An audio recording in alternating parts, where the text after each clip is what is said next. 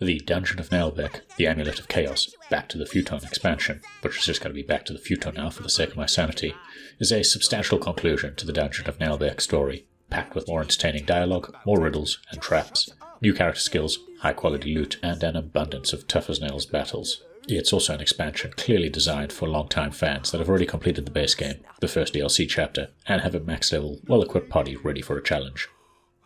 Seeing as we never reviewed the base game, I'll start with a quick overview of the Dungeon of Naheulbeuk, if this final expansion has piqued your interest in the IP.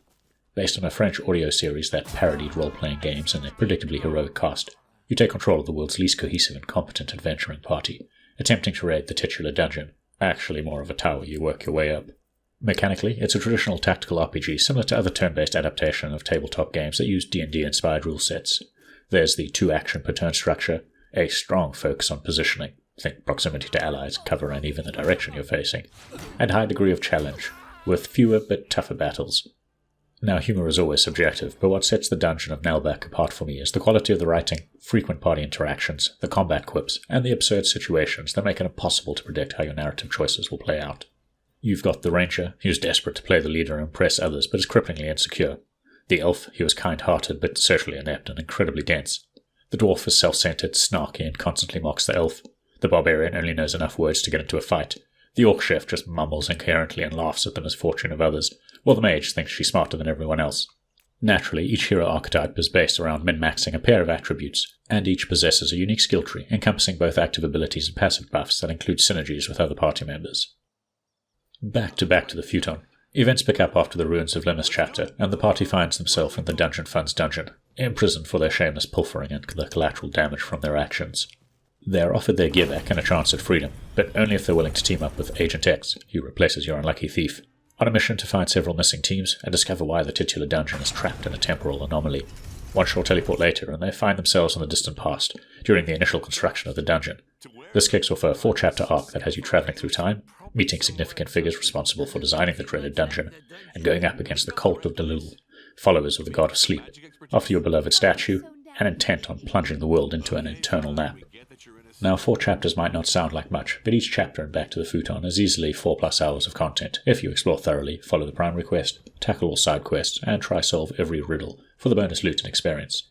As you would expect from the final expansion, there's no shortage of powerful gear, and your party can ascend to level 16, unlocking new tiers of active and passive abilities. It's the icing on top of an already complex layered cake, and, if like me, you've not recently played it, it makes for an intimidating experience from the get-go. You immediately start with a full party of 8 characters, and most quests include battles, often for the most ridiculous reasons. That'll put you up against a dozen or more enemies, and usually a deadly mix of brawlers, mages, archers, and summoners, with the potential for reinforcements. The cultists of Delul complicate matters further with a unique sleep magic that can easily knock out one of your party members for a round, or provide their own cultist with a powerful 1-round heal. As a result, you'll need a full understanding of your party's roles, optimal positioning, and the ability ranges, even on the default Tavern Song difficulty. Every battle requires careful consideration each turn as you bolster your offensive heroes, defend your weaker support heroes, and target enemy mages and summoners as a priority. A frustrating number of fights ended swiftly with a flurry of overlapping area of effect abilities and spells that flattened half my party in a single round. If you don't have the party to import, the experience is tougher still, and you'll want to use the Potions of Oblivion to respec ASAP, and possibly reassign the default gear. Now that said, as intimidating as it sounds, the challenge in Back to the Futon still felt appropriate for an endgame expansion, and tactics always remain more important than your party level and gear. Unfortunately, the increased complexity and challenge provided by Back to the Futon was a constant reminder of how cumbersome the game becomes on a console towards the endgame.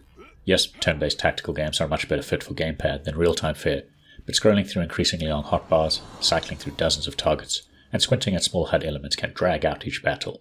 Yes, these are slow-paced games in which careful consideration is an essential part of battle, but after turning up the combat animation speed, something I consider essential to preserve your sanity, I was constantly reminded how it took more time to input an action than it did to watch it play out. Ultimately, the Dungeons of Naheulbeuk desperately needs console keyboard and mouse support. So wrapping up, Back to the Futon is, especially given the low asking price, a sizable expansion that fans should pick up in a heartbeat if they're after more compelling story beats, more upgrades, more gear, and more tough tactical battles. The level of challenge is significant, and it was tough to get back into a groove having not tackled the base game recently, and anyone using the new game mode and predefined party will probably struggle even more. The biggest issue on the console, however, remains the competent but inefficient gamepad support, which ensures already lengthy battles take even longer still. If you've got this far, please consider giving the video a like and maybe subscribing to our channel, as it helps us grow.